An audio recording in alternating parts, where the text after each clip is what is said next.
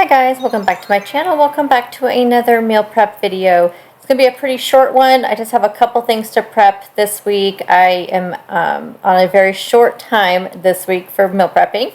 So we're going to prep a couple of lunches slash dinners. So first I'm going to do is going to prep some chicken fajitas.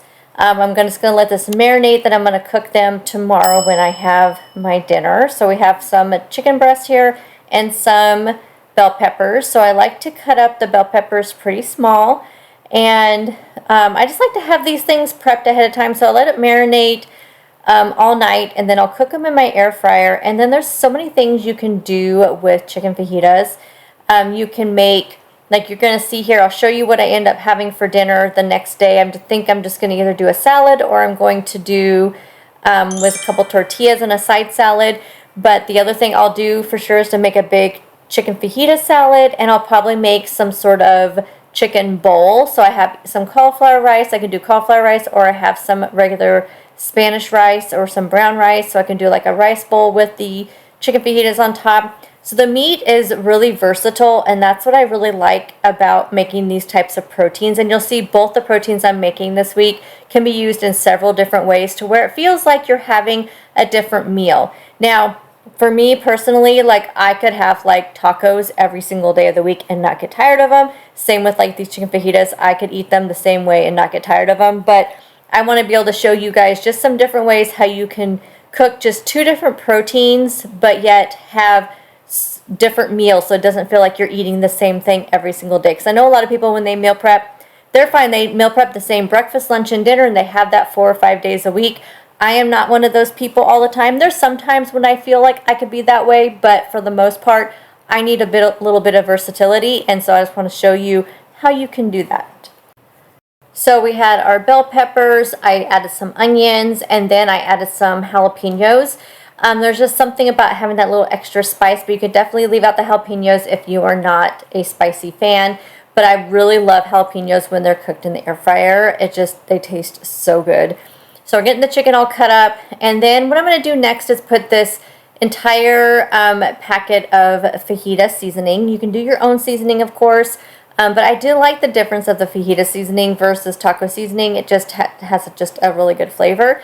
And then Italian seasoning is my kind of secret in this. It's a fat-free Italian.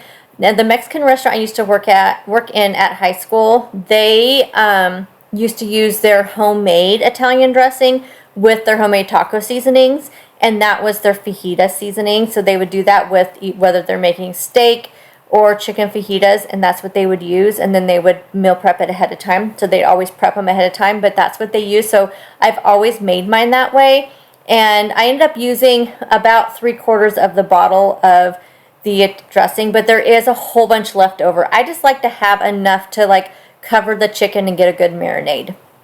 So I'm going to go ahead and put this in the refrigerator. I'm just going to let all the air out of it, and this is just going to marinate.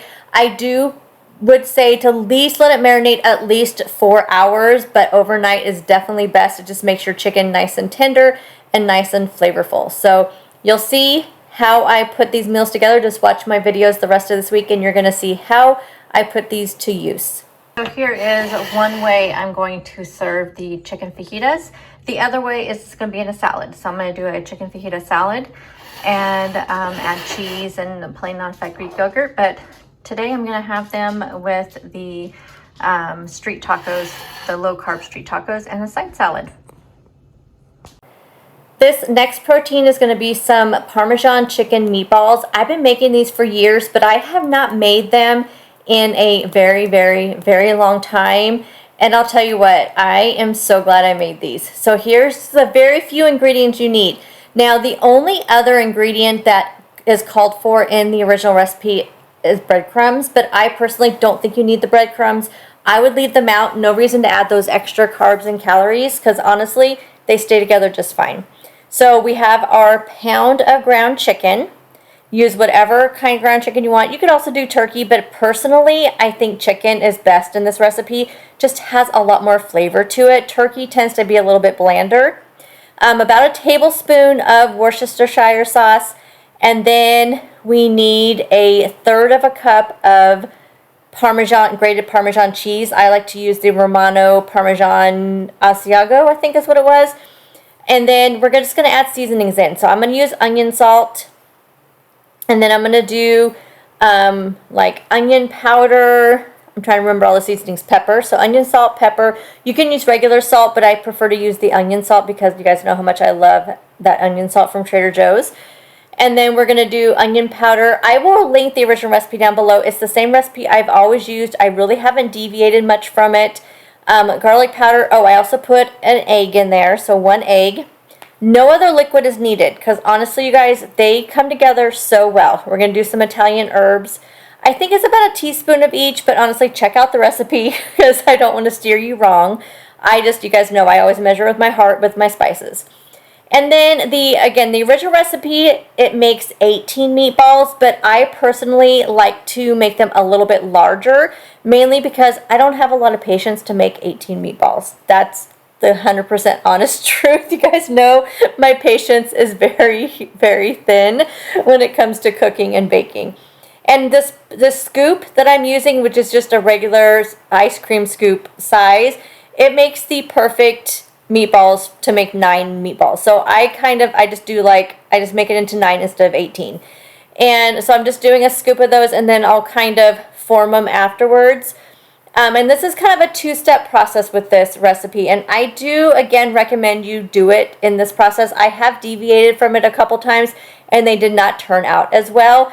Just to make sure you don't get dry chicken meatballs or anything like that. This is really the way I feel like you should cook them, and they will come out perfect every single time.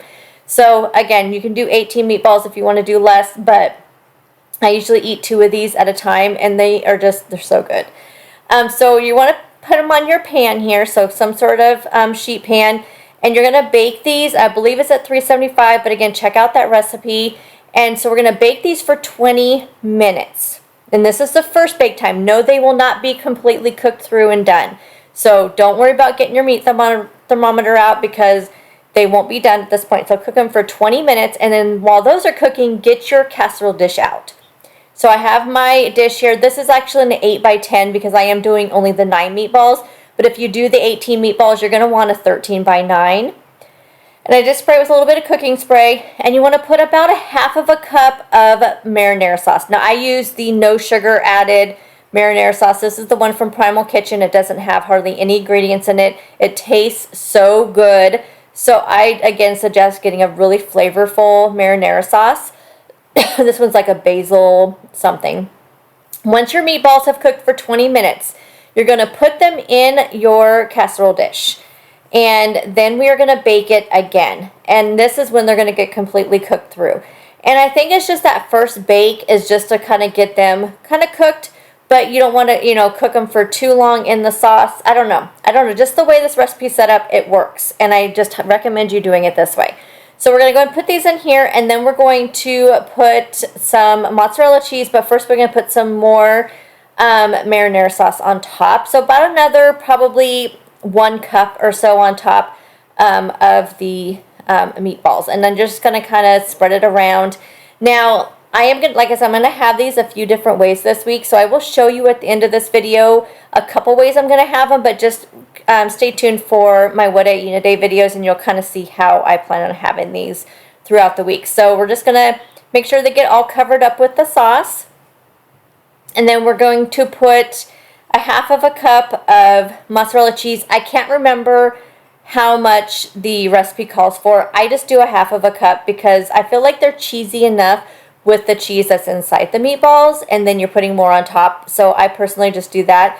And this is just the reduced fat mozzarella, or the low moisture part skim mozzarella. That's what it is. And then you're going to cover this with foil, which I almost forgot to do. So using a deeper dish like this, it doesn't stick to the cheese. Now, if you have a kind of a casserole dish that's a little bit lower, then maybe try to tint the foil. But mine was no big deal. This is a pretty deep dish. So this is going to go back into the oven, the same temperature, for 20 more minutes. And then it's going to come out and look like this. Tell me those don't look amazing. Even my husband, who can't eat chicken, said those look really good. And they smell amazing. You guys need to check out this recipe. Here is one way I'm going to serve these meatballs. A full package of this bird's eye rigatoni and veggies is 280 calories and it's 7 points. So I'm going to have that with 2 of the meatballs on top. So this will be one way I serve this meal, and I have a couple other ideas which you'll see throughout the week. I may be able to show you one more before I edit this video. But yeah, I just wanted to give you an idea how I'm going to utilize these meatballs and make them feel like they're just different meals every time I have them. So another couple options for you for the meatballs to give you some idea of how I'm going to eat these this week.